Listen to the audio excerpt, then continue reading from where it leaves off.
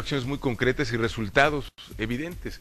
Por ejemplo, en lo que va del sexenio de Felipe Calderón, se han decomisado 5,000 toneladas de marihuana, 90 toneladas de cocaína, más recursos económicos que nunca antes en la historia, se han decomisado más armas que nunca antes en la historia, se han puesto a disposición de las autoridades 80,000 personas vinculadas con el crimen organizado, y nosotros hemos entendido en el Poder Legislativo que el Poder Ejecutivo requiere mayores elementos para combatir al crimen organizado, de tal suerte que aprobamos la Ley de Extinción de Dominio, que te permite que si un bien, un coche, una casa fue utilizado o está vinculado al crimen organizado, que puedas transferir la propiedad de ese bien directamente al Estado y que se pueda utilizar para el combate al narcotráfico y para la reparación de daños a las víctimas del delito.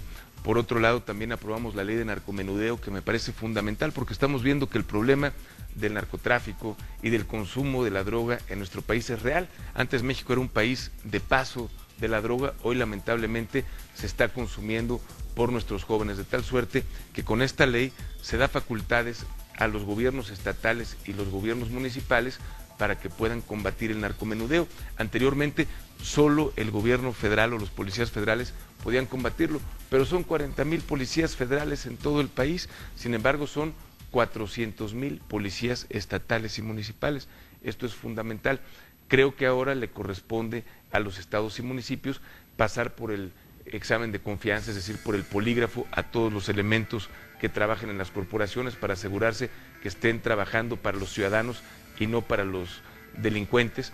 También es necesario que ya empiece a implementarse la reforma de seguridad y justicia penal que aprobamos en el Senado de la República, porque los juicios orales van a dar mayor celeridad y mayor certidumbre a los ciudadanos, de tal suerte que nosotros consideramos que va a ser una lucha muy larga. Desgraciadamente estamos afectando intereses de miles de millones de dólares y en este sentido vamos a estar viendo cómo la violencia puede escalar antes de que se pueda terminar el problema, pero considero que es necesario el no dar la vuelta, el no dejar esta lucha, porque están ahí los resultados, ha habido costos elevados, pero es necesario seguir adelante. Tenemos una pregunta justamente de la calle, una persona de nuestro auditorio te deja esta pregunta. Mi pregunta es, ¿el gobierno podrá vencer al narcotráfico en esta guerra que mantiene contra los cárteles de la droga?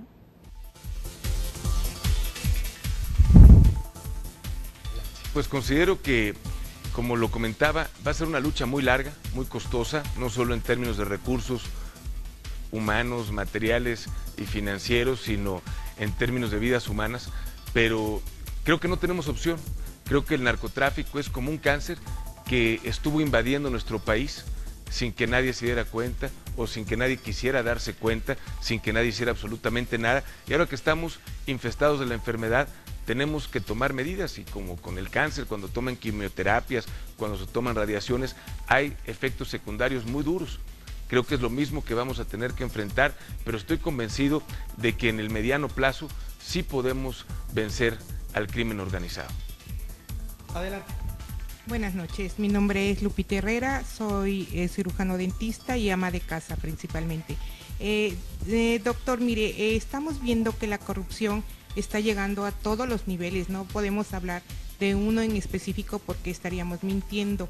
Yo quisiera saber qué medidas ha tomado el Senado apoyando a nuestro presidente de la República para esta situación. Yo quisiera saber qué medidas se han tomado y se tomarán.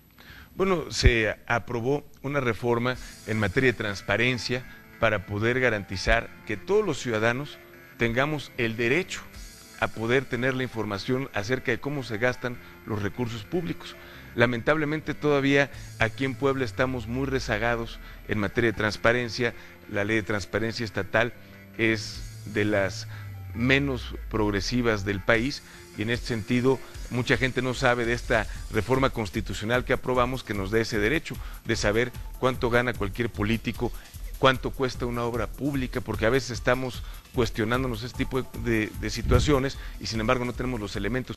Ahora tenemos el derecho a sacarlos y estamos también sacando esquemas contables uniformes para que puedan medirse las cuentas públicas de los municipios, de los estados y del gobierno federal de la misma forma, porque veíamos que cada quien tenía su propia metodología y eso no nos permitía llegar al fondo de una investigación. En este sentido, creo que hoy con esta reforma a la ley de transparencia, con esta reforma constitucional, podemos tener acceso a la información, y en la medida que tengamos acceso a la información y los ciudadanos realmente estemos comprometidos con hacer la parte que nos toca, porque a veces pensamos que todo le toca hacer al gobierno. Sin embargo, yo estoy convencido de que en una democracia el pueblo tiene el gobierno que se merece, porque el ciudadano es el que decide qué tipo de gobierno quiere.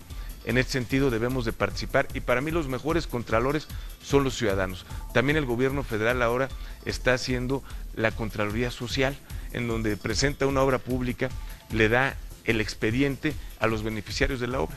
Los propios beneficiarios determinan quién es el que va a revisar, porque quién es el más interesado en que una calle se haga bien, que se haga en tiempo, en forma y con las especificaciones que se contrataron. Pues el que vive en la calle que se está arreglando, o el que va a ser beneficiado con el proyecto de agua o de drenaje que se está realizando. Entonces, en la medida en que le estamos dando información al ciudadano, el ciudadano puede ser el mejor contralor desde mi punto de vista.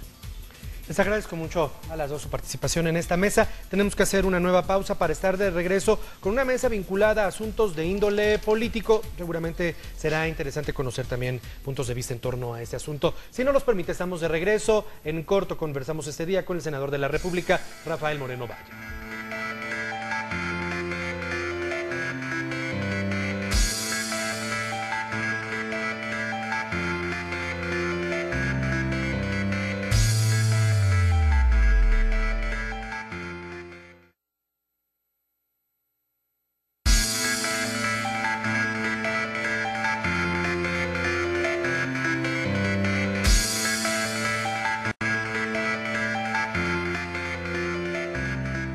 Desde hace muchos años, el pueblo mexicano empezó a perder la confianza en sus instituciones y en los políticos. Porque nos han fallado mucho. ¿Por qué? ¿En qué sentido?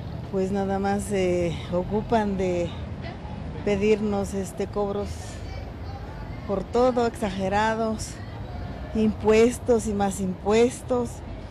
Y pues realmente cada año hacen lo mismo, entonces, ¿cómo es posible que en un año lo que cobran de impuestos en todo el país no les sea suficiente? Y es que la impresión de la gente es que en esa lucha por obtener posiciones de gobierno, las ideologías y los proyectos quedaron atrás, dando paso a una desenfrenada búsqueda del poder por el poder. Por la forma de que sufrimos, si ellos son bien, comen bien, buenos restaurantes, no sufren, carros buenos y uno a pie, uno como San Fernando, tantito a pie y tantito andando. A ello sumamos que el ejercicio del poder representado por instituciones gubernamentales y políticas es uno de los más caros del mundo. ¿Cómo le exigiría que ahorre? ¿Pero qué va a ahorrar si estamos gastando hasta lo que no tenemos, ¿no?